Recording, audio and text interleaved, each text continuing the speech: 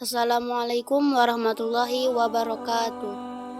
Syukron walhamdulillah amma ba'du. Apa kabar adik-adik? Semoga dalam keadaan sehat walafiat dan dapat mengikuti pelajaran hari ini. Di pertemuan kali ini kita akan belajar SKI dengan materi kebijaksanaan Nabi Muhammad SAW dalam peletakan Hajar Aswad. Pernahkah kamu membayangkan kota Makkah dilanda banjir? Ternyata pada tahun 605 Masehi terjadi peristiwa banjir yang sangat besar. Kejadian itu menyebabkan kota Makkah dilanda banjir dan Ka'bah mengalami kerusakan. Masyarakat Makkah panik bukan main. Mereka segera melakukan kerja bakti dan bergotong royong memperbaiki Ka'bah. Beberapa hari kemudian, Ka'bah bisa diperbaiki seperti semula.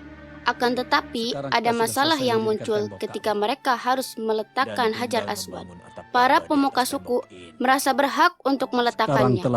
Mereka berebut dan akhirnya terjadi perselisihan. Tinggal bagaimana kita mengembalikan Hajar Aswad ke tempatnya semula. Siapa perwakilan suku-suku yang akan mendapat kehormatan untuk meletakkan Hajar Aswad di tempat semula di bagian Ka'bah? Kami dari keturunan Bani Abdul Manaf sangat mengharapkan kehormatan besar tersebut. Tapi kami keturunan dari Bani Mahjub. Kenapa tidak dari keturunan Bani Jum'ah? Atau Bani Asad? Kenapa Ya, bukan kami? Kenapa bukan kami? Kenapa Kenapa bukan bukan kami? Kami saja. Kami saja. Tapi kami lebih Tapi berhak. Kami saja. Kami. Bukan, kami. Kami saja. Kami yang lebih berhak. Kami.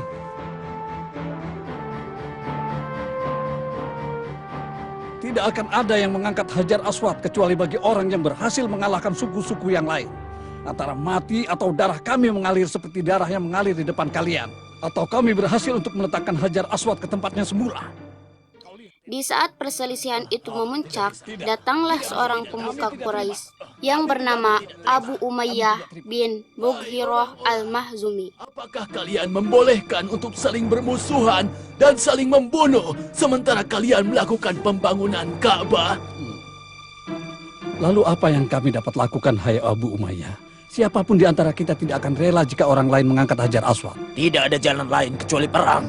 Kalian harus rela dengan apa yang akan diputuskan oleh orang yang pertama kali datang kepada kalian, agar kalian tidak saling membunuh. Beliau mengatakan, untuk mengatasi persoalan itu harus diangkat seorang yang adil dan bijaksana. Siapa itu? Mereka kebingungan untuk mencari dan mendapatkannya. Abu Umayyah mengatakan, siapa yang pertama kali masuk Babu Sofa, dialah hakim itu. Tatkala diketahui bahwa yang pertama kali masuk Babu Sofa adalah Nabi Muhammad SAW, mereka bersorak, inilah hakim kita. Kami rela atas putusannya, teriak mereka. Dia adalah Muhammad, orang yang terpercaya. Sekarang kami setuju dengan yang kamu usulkan tadi, hai Abu Umayyah. Selamat datang ya Muhammad, wahai orang yang jujur dan terpercaya. Mendengar pernyataan itu, Nabi Muhammad SAW meminta disediakan selembar kain sorban yang kuat. Begitu kain dihamparkan, Nabi meletakkan batu itu di atasnya. Orang-orang belum mengerti apa yang akan diperbuat Nabi.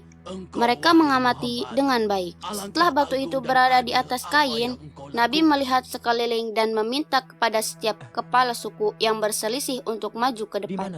Beberapa kepala suku maju mendekati Nabi Muhammad SAW. Nabi segera membimbing mereka untuk memegang tepian kain itu bersama-sama dan segera mengangkat Hajar Aswad secara bersama-sama pula. Mereka merasa lega dan Nabi sendiri yang meletakkan Hajar Aswad itu pada tempatnya. Semua yang tadi bertikai merasa diperlukan Nabi dengan adil dan penuh kebijaksanaan. Dengan kebijaksanaan itu, Nabi telah menyelamatkan suku Quraisy dari pertikaian dan pertumpahan darah. Ka'bah kini berdiri dengan kokoh dan anggun. Tempat suci itu telah terhindar dari perebutan yang tidak perlu. Allah Subhanahu wa Ta'ala telah memilih calon pemimpin yang sangat bijaksana. Pada saat itu, Nabi Muhammad SAW berusia 35 tahun. Kabilah Quraisy membangun kembali Ka'bah.